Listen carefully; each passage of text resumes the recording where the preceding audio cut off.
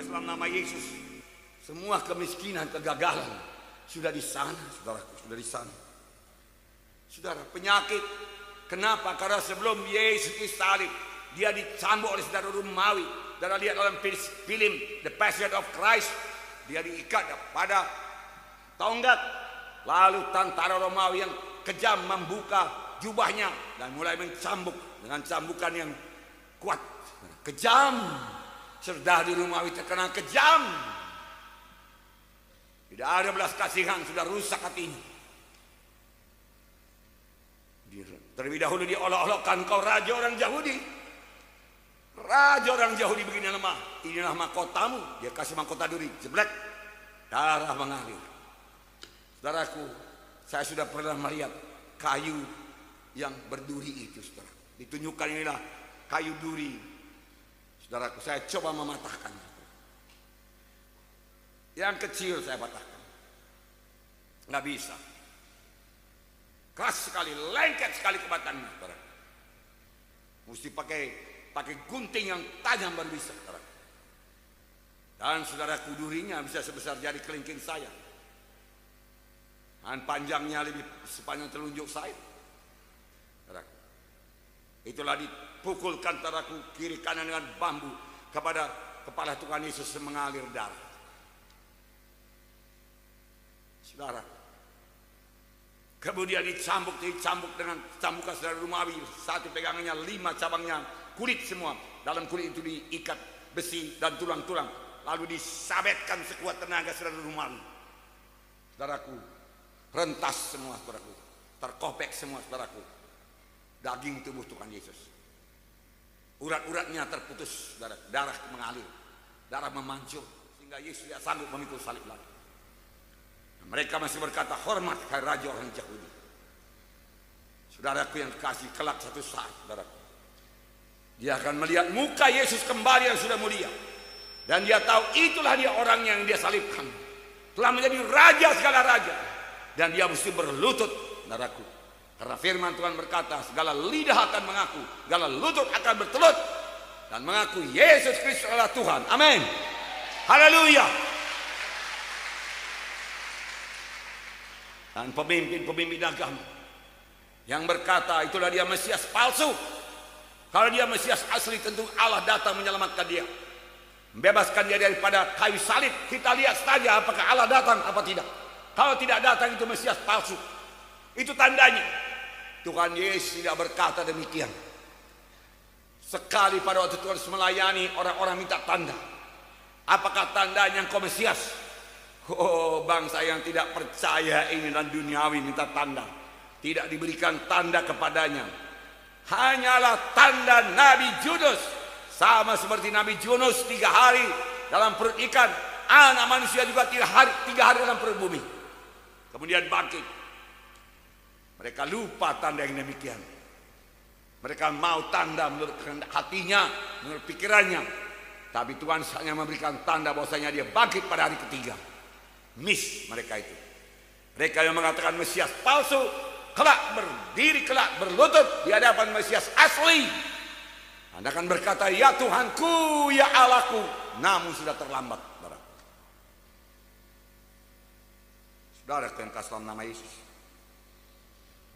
Bergantung di kayu salib, Tuhan Yesus berkata, Eli, Eli, lama sabatani.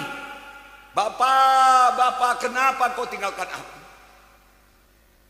Perpisahan dengan bapaknya jauh lebih berat daripada segala cambukan, daripada segala paku, daripada kaki yang dipaku. Itu tidak seberapa dibanding dengan bercerai dengan bapaknya yang sangat mengasihi dia. Ketika Filipus pada suatu kali berkata kepada Tuhan Yesus lagi di dalam dunia, Tuhan Yesus, tunjukkanlah kepada kami Bapa itu supaya puas hati kami. Tuhan Yesus berkata, hai Filipus, begitu lama engkau bersama-sama dengan aku, dan engkau tidak tahu aku dalam Bapa, Bapa dalam aku. Aku dan Bapa itu satu, Filipus. Tetapi di kayu salib terjadi perceraian, menghancurkan hati Yesus. Tapi biarlah kita kenal, 'Karena dosa menceraikan kita dengan Tuhan. Kematian itu perceraian. Kapan roh saudara pisah dengan tubuh saudara, maka tubuh saudara mati. Dikatakan kematian badani. Kapan roh saudara tidak dapat bersekutu dengan Roh Kudus, maka saudara mati rohani. Ada mati rohani, ada mati badani. Tuhan Yesus memberikan hidup. Hidup rohani dan hidup badani dan bahkan hidup yang kekal. Saudaraku, hanya Yesus jalan ke sorga. Saudaraku, dan Tuhan Yesus berkata kemudian, sudah genap. Lalu dia menyerahkan nyawanya dan mati di kayu salib. Yakinlah semua, bilur-bilur Yesus sudah menyembuhkan penyakit saudara. Penyakit apa? Kanker. Bilur Yesus lebih berkuasa daripada kanker. Amin. Percayalah, kanker bisa lenyap oleh bilur Yesus. Tumor bisa lenyap. TBC sembuh dalam nama Yesus. Stroke sembuh dalam nama Yesus. Penyakit jantung sembuh dalam nama Yesus. Saya ini bekas penyakit jantung. 4 hari di ICU Herna. 4 orang dalam ICU. Saudara, hari yang pertama saudaraku, satu jalan lewat saudaraku. Mereka dongkrak saudaraku dengan mesin itu, dipukul saudaraku, nggak ada reaksi lagi. Mereka pukul-pukul dadanya, saya lihat saudaraku. Hari kedua satu lagi saudaraku, dari pintu belakang keluar. Lalu tiba-tiba di luar kedengaran jeritan tangisan. Saya pikir Tuhan, saya pikir. Hari ketiga satu lagi. Saudaraku, demikian juga saudaraku. Pukul dengan mesin itu, dipukul saudaraku. Tubuhnya pun naik ke atas saudaraku. Saudara, tapi tidak ada reaksi. Saudara, sekali lagi pukul lagi, tidak ada reaksi. Sudah. Jeritan di luar. Saya pikir besok giliran saya. Saya tidak mau, nggak mau aku Tuhan, saya katakan. Aku memandang kepadamu Tuhan. Aku memandang kepada bilurmu Tuhan. Okelah obat ini semua, namun kelihatannya tidak begitu mampu Tuhan. Tapi bilurmu mengalir, Roh Kudus mengalir, saya katakan. Roh Kudus menghidupkan tubuh-tubuh yang fana. Organ-organ tubuhku berfungsi Tuhan, saya katakan. Saudaraku yang kasih dalam nama Yesus.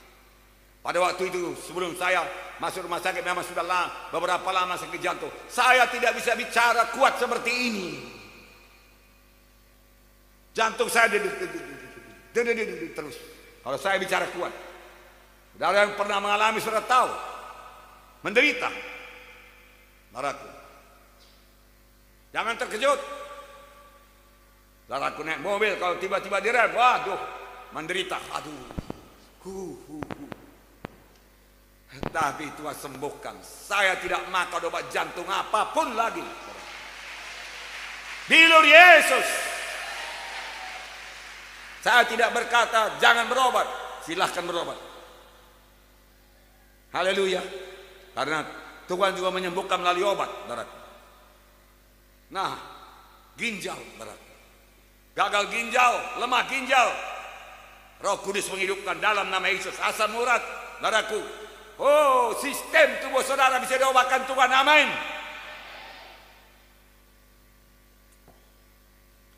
Segala macam penyakit najis, HIV, AIDS, darah Yesus sanggup menyucikan. Haleluya. Semua sudah disediakan Tuhan Yesus. Haleluya. Dan penyakit-penyakit yang lain, saudaraku. Saudara, katarak, saudara. Lumpuh, stroke, saudaraku. Bebas dalam nama Yesus. Semua itu sudah disembuh oleh bilur Yesus. Haleluya. Haleluya. Saudara, bahkan saudaraku, saudara mau berhasil, saudara mau berkat, saudaraku. Saya bacakan kepada saudara. 2 Petrus 1 ayat 3. Sudah tersedia. Kesembuhan itu dia. Saudaraku, sudah tersedia. Sudah tersedia. Berkat berkelimpahan di situ. Keberhasilan di situ. Jangan keluar daripada masalah-masalah, problema-problema sudah ada. Semua sudah disediakan Tuhan. 2 Petrus 1 ayat 3. Ingat-ingat ayat ini. Kalau saudara tidak ingat-ingat 2 Petrus 1 ayat 3. Surat Petrus yang kedua pasal 1 ayat 3. Begitu lengkapnya. 2 Petrus 1 ayat 3. Karena kuasa ilahinya telah menganugerahkan kepada kita segala sesuatu yang berguna untuk hidup yang saleh. Oleh pengenalan kita akan Dia yang telah memanggil kita oleh kuasanya yang mulia dan ajaib. Segala perkara yang berguna bagi hidup yang saleh sudah tersedia. Kuasa ilahinya sudah tersedia pada waktu Tuhan Yesus mati di kayu salib. Pada waktu Dia berkata sudah genap. Apa yang dibutuhkan manusia sudah genap disediakan. Sudah genap. Manusia membutuhkan kesembuhan, sudah tersedia kesembuhan. Manusia membutuhkan kebebasan daripada kutuk dosa, sudah tersedia. Bebas daripada kemiskinan, tersedia. Bebas daripada kegagalan, tersedia. Bebas daripada segala macam penyakit-penyakit yang mengerikan, sudah tersedia. Berkat berkelimpahan sudah tersedia. Punya iman. Jangan katakan tidak mungkin.